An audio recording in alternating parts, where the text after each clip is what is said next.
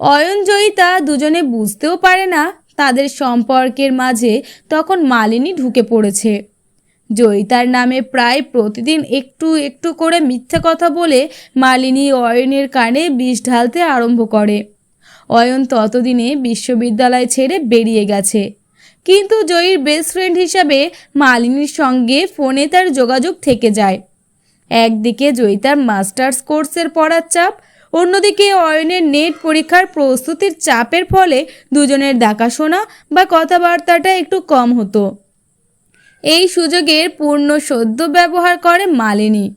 অয়নের কানে জয়িতার বিরুদ্ধে একটু একটু করে মন্ত্রণা দেয়। এই সময় হঠাৎই বাবাইদার আগমনে অয়ন জয়িতার সম্পর্কে আরও জটিলতা তৈরি হয়। বাবাইদা জয়িতার দূর সম্পর্কের এক মাস্তুতো দাদা, তার মায়ের জেঠতুতো দিদির ছেলে, দিল্লিতে থাকে। দিল্লি এইমসের মেডিসিনে এমডি করছে। 15 দিনের ছুটিতে সে মামার বাড়িতে এসেছে। স্বভাবতই মাস্তুতো বোন জয়িতা ও সাথে অন্যান্য ভাই বোনদের নিয়ে আজ ভিক্টোরিয়া, কাল নন্দন সিনেমা, পরশু বেলুর মঠ, কোনোদিন প্রিন্সেপ ঘাটে সূর্যাস্ত দেখা, কোনোদিন পিকনিক, কোনোদিন শুধু গঙ্গাবক্ষে ভ্রমণ, এসব করেই বেড়াচ্ছে। পরীক্ষার জন্য জয়িতা যেতে রাজি না হলেও বাবাইদার জেদে যেতে বাধ্য হয়েছে। একদিন সঙ্গী হয়েছে মালিনীও। তখনই জয়িতার মোবাইল থেকে বেছে বেছে শুধু বাবাইদা ও জয়িতার ছবি নিয়ে অয়নকে ফরওয়ার্ড করেছে সে। অয়নের কাছে এমন গল্প সাজিয়েছে যেন জয়িতা একটি চরিত্রহীন মেয়ে। একদিকে অয়নকে রেখে অন্যদিকে সাগনিক মানে বাবাই নামে একজন হবু ডাক্তারের প্রেমে পড়েছে। পড়ার চাপে অজুহাতে অয়নের সঙ্গে দেখা না করে সাগনিকের সঙ্গে গঙ্গাবক্ষে ভেসে বেড়াচ্ছে, অন্তরঙ্গ মুহূর্ত কাটাচ্ছে। জয়িতার হাতে সাগনিক বলে ছেলেটার হাতের ছবি দেখে রেগে জ্বলে ওঠে অয়ন। ফোনে সরাসরি জয়িতাকে কিছু বলতে পারে না, শুধু হুকুম জারি করে, আগামীকাল ঠিক বিকাল 4টায় আমার সঙ্গে অবশ্যই ভিক্টোরিয়া চত্বরে দেখা করো। এখানেই ছোট্ট একটা ভুল করে বসে জয়িতা।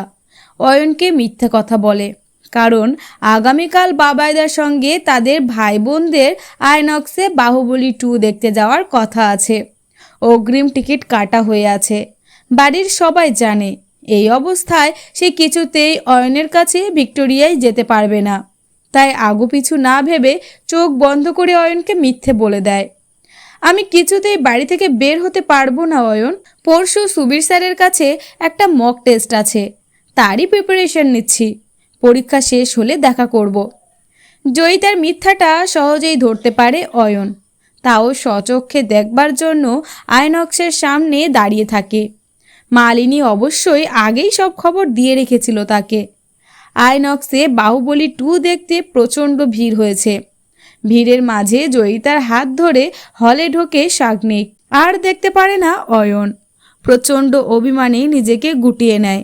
জয়ীর সঙ্গে অন্য পুরুষকে দেখে নিজের ইগোতে প্রচণ্ড লাগে তার।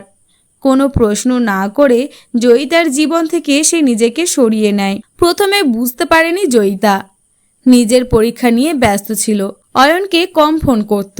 এমএ পরীক্ষা দেওয়ার পর মালিনীর কাছ থেকে জানতে পারে অয়ন একটা রাষ্ট্রায়ত্ত ব্যাংকে অফিসার র্যাঙ্কে চাকরি করছে, চাকরি পেয়েছে।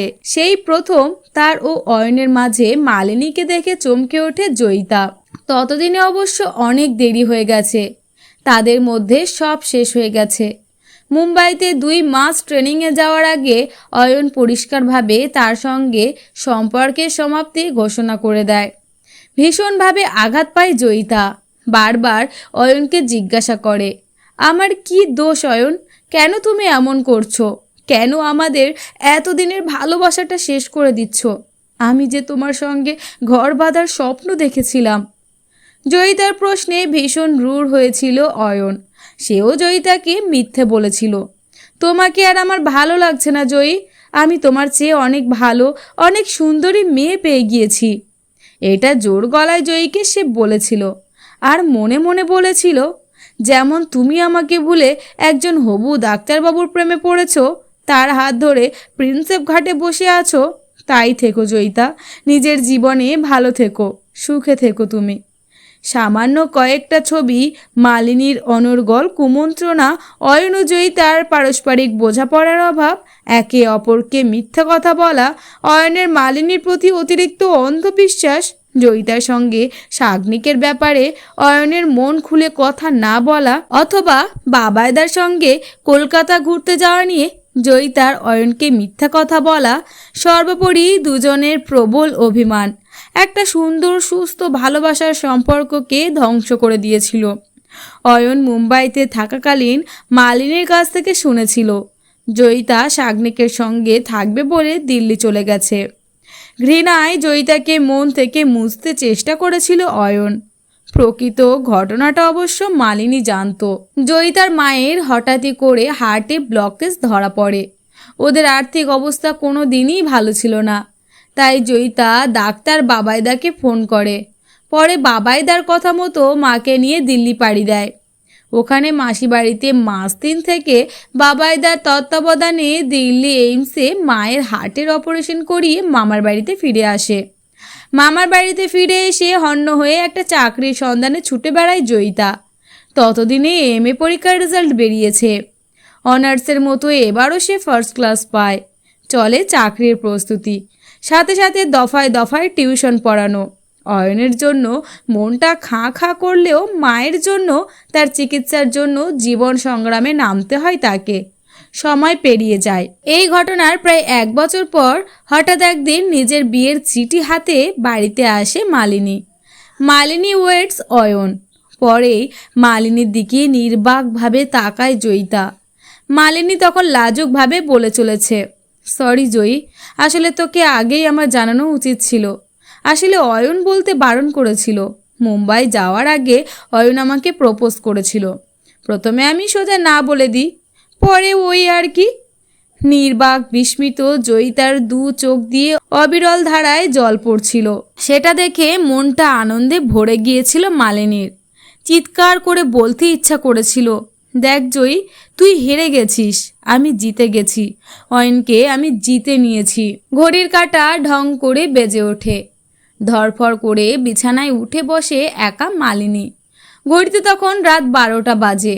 এখন কোথায় অয়ন, কোথায় জয়িতা, আর কোথায় সে? এতক্ষণ ঘুমিয়ে ঘুমিয়ে স্বপ্ন দেখছিল, এখন নির্ঘুম চোখে বসে বসে আবার অয়নের স্বপ্ন দেখে। জেদ করে অয়নকে বিয়ে করলেও তাকে সে ধরে রাখতে পারেনি। বিয়ের পর দুজনেই তারা উপলব্ধি করে যে কত বড় ভুল তারা করেছে। মদ খেয়ে মাতাল হলে বা প্রবল জ্বরের ঘোরে শুধু জয়িতা জয়িতা করে অয়ন। তার অবচেতন মন শুধু জয়িতাকেই খুঁজে বেড়ায়। অয়নের মুখে জয়ীর নাম সহ্য করতে পারে না মালিনী। নিজেকে ভীষণ পরাজিত মনে হয়। সে মানসিকভাবে ভেঙে পড়ে। ফলস্বরূপ দাম্পত্য ঝগড়া, কলহ, কাদা ছোড়াছুড়ি আরম্ভ হয়। বিয়ের বছর 2-এর মাথায় অয়নের সঙ্গে সম্পর্কটা ভেঙে যায় মালিনীর। ততদিনে অয়ন জয়িতা ও সাগ্নিককে নিয়ে মালিনীর মিথ্যাটা জয়িতার এক মামাতো ভাইয়ের কাছ থেকে জানতে পেরে গেছে অয়ন। মালিনীর কুটিল চরিত্রটা ধীরে ধীরে তার কাছে পরিষ্কার হয়। ফলে মালিনীর সঙ্গে ডিভোর্স হয়ে যায় তার। ততদিনে জয়িতা পুরো হারিয়ে গেছে অয়ন ও মালিনীর জীবন থেকে। নিজের জীবনের প্রতি বিরক্তিতে চাকরি ছাড়ে অয়ন। ইংরাজি সাহিত্যের PhD করার জন্য বিদেশে পাড়ি দেয়। মালিনী একা হয়ে যায়। ডিভোর্সের পর এই ব্যাংকের চাকরিটা পায়। তারপর আর বিয়ে করেনি। যতই মিথ্যে বলুক, অয়নকে সে মন থেকে ভালোবেসেছিল, এ কথাটা সত্যি। তাই নতুন করে আর বিয়ের সম্পর্কে জড়ায়নি। জয়িতা চিরতরে হারিয়ে গিয়েছিল তাদের জীবন থেকে। আজ এতদিন বাদে জয়িতাকে দেখল সে। মধ্যবয়সী জয়িতাকে বেশ সুখী মনে হলো। জয়িতার অ্যাকাউন্ট ওপেনিং ফর্মটা যত্ন করে খুঁটিয়ে খুঁটিয়ে সে পড়েছে। জয়িতা সিনহা, প্রফেসর। স্বামী সমরেশ সরকার, প্রফেসর। নমিনি ছেলে সৌরভ সরকার, MBBS স্টুডেন্ট।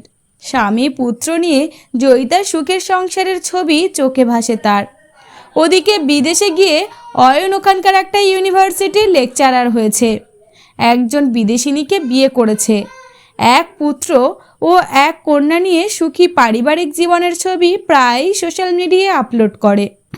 নিজের সংসারের জয়িতা অয়ন দুজনেই সুখী। পুত্র কন্যা নিয়ে সানন্দে আছে। আর সে একা, একদম একা। না পেল স্বামী, না পেল সংসার, আর না পেল সন্তান। জীবনে সে একজন হতভাগ্য পরাজিত নারী। বন্ধুত্ব ভালোবাসা হারিয়ে নিঃস্ব এক রমণী। এককালে নিজের কৃতকর্মের জন্য আজ অনুশোচনা হয় তার।